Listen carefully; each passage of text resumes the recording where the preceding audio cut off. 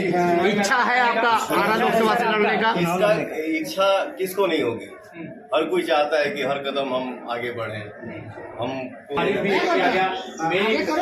मेरा देश इस मंच पे हमको आने का मौका मिला, ये मेरे सौभाग्य की बात है।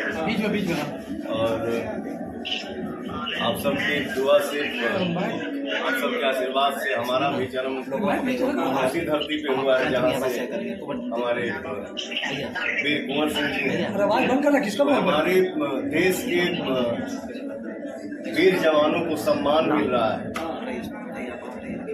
ये मिट्टी, गांव-गांव की मिट्टी से वाटिका बन रहा है।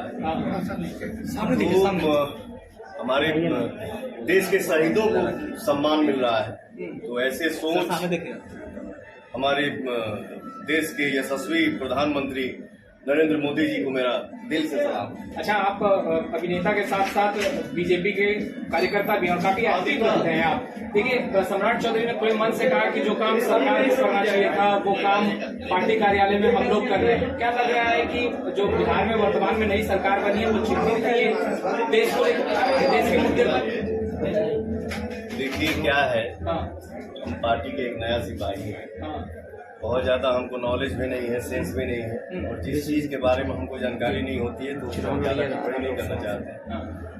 हाँ, ये है, इतना हम जरूर जानते हैं कि हम जिस फील्ड के सिपाही हैं वहाँ पे अच्छा सोच है, अच्छा काम है, अच्छा विकास है, और आप लोग भी साथ दीजिए कि हम लोग और विकास करें। बिहार में भोजपुरी इंडस्ट्री कैसे आगे बढ़े, उसके लिए पवन सिंह क्या बिहार सरकार के समक्ष जो है वो बातें रखेंगे सब्सिडी की बात? बिल्कुल, हम भैया लोगों से बात करब कि हमारे जौन हम लोगों को, हम कलाकारों को जो यूपी में सुविधा मिल रहा है, मेरा पूरा कोशिश रहेगा कि वो सुविधा बिहार में भी हो। काहे कि भोजपुर जिला हमारा घर है, तो भोजपुरी भाषा के फिल्म में, मतलब फिल्मों में, गानों में, हर जगह मतलब अपना फिल्म सिटी बने, सम्मान मिले।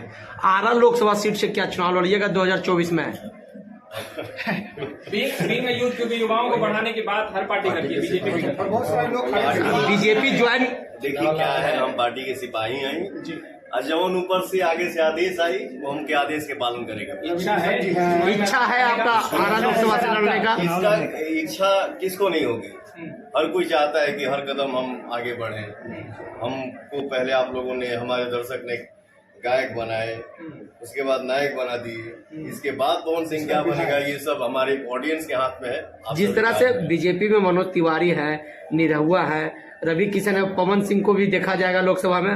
बिल्कुल देखेंगे, समय आने दीजिए।